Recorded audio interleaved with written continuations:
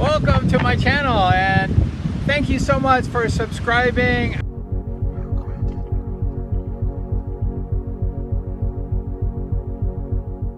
But today we have a really great video for you.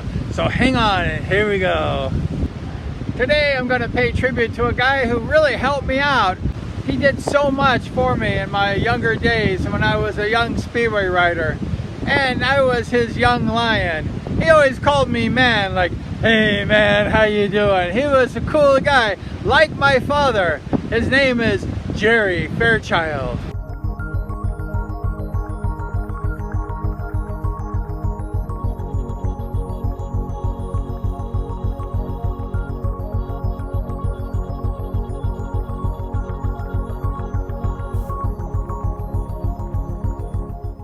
Jerry was born in 1911. He could just do anything with engines, and he did fuel injection as a specialty. But Jerry was just a genius, a wizard with engines. He also served people. He helped the motorcycle racers. He helped the Speedway riders. He was the president of the SRA.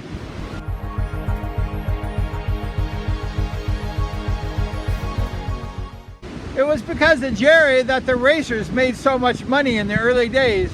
I remember sometimes Mike Bass won the handicap and scratch main at Costa Mesa and would take home $1,000 in the 1970s. That's a lot of money today. And back then it was like $3,000 to $5,000 if you take the inflation rate. Jerry was for the riders. He actually was behind the 30% of the gate going to the riders. That's why the riders made so much money. It's because Jerry was pushing it as president of the SRA.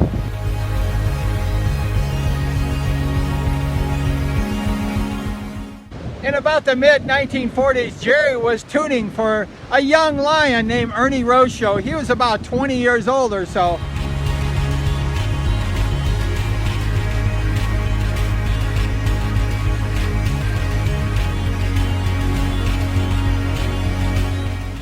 And Jerry went ahead and built the first lay-down motorcycle in the mid-1940s for Ernie Roadshow. It was a lay-down JAP.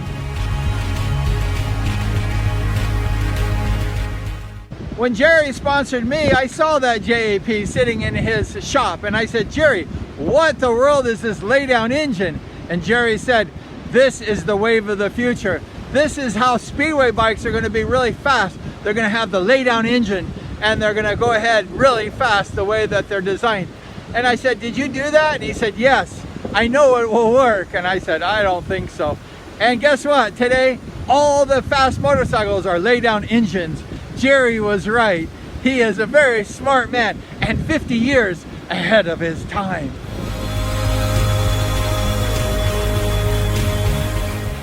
In the mid-1950s, Jerry designed a sports car.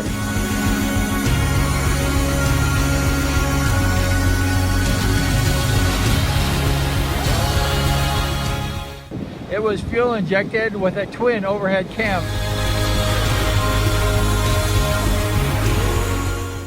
And it competed against a lot of cars in this sports class, and it won a lot of races.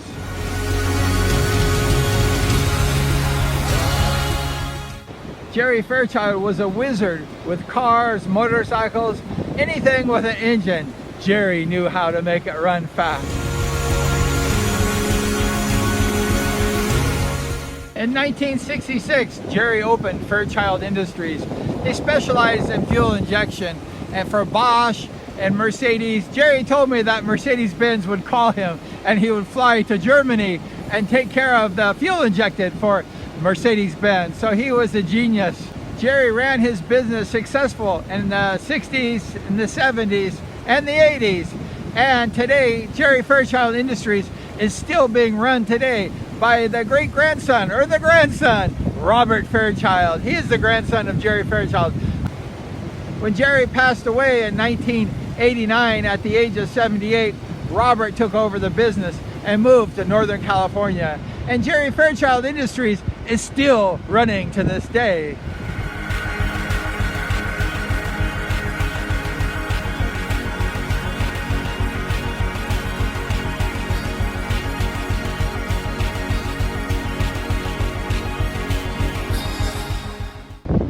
around the mid-70s, Jerry hooked up with Dangerous Dub Farrell, and they became a wonderful combo.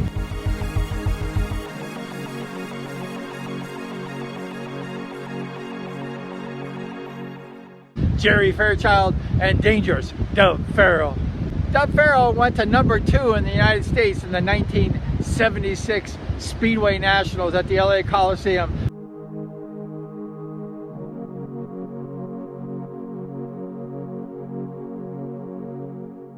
Right behind Mike Bass, Dub Farrell was #2, and Jerry Fairchild was his top mechanic.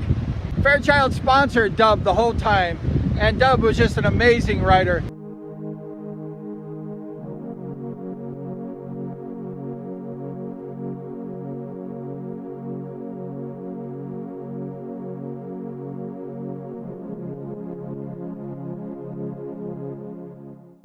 Jerry built a Fairchild engine, and it was a 4-valve, and it was really amazing.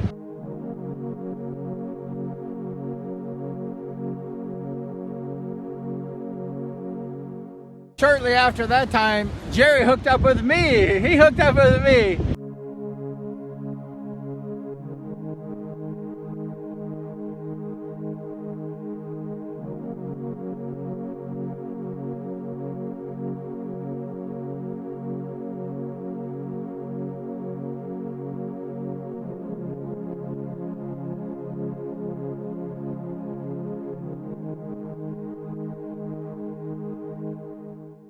And he was just an amazing guy, like my father. Jerry would provide the parts for my JAP motorcycle.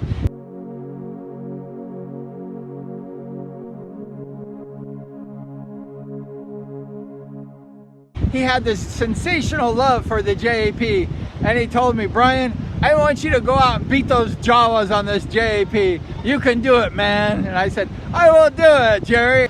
I won several mains that first year and beat some future world champions and national champions from a Jerry Fairchild engine. If it wasn't for Jerry, I wouldn't have done nothing practically. Jerry lived in Pasadena for like over 50 years. He was friends with like the Milne brothers, Jack and Courtney, and he was always hanging out at their shop. He took me to the Milne motorcycle shop one time. It was amazing back in the day. But Jerry, I guess, got tired of Pasadena, and then he picked up his shop and he moved to Corona, up next to Ken Maley, up the ranch.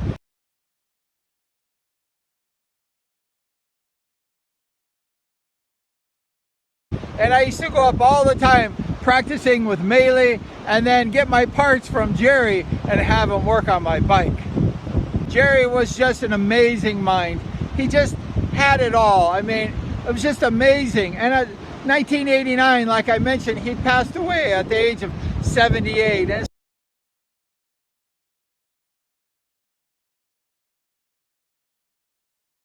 it's so sad he took all that knowledge with him when he died. I was always thinking I would love to have a little bit of Jerry's engine knowledge. Well, that's it. Jerry Fairchild, rest in peace, my friend, my father.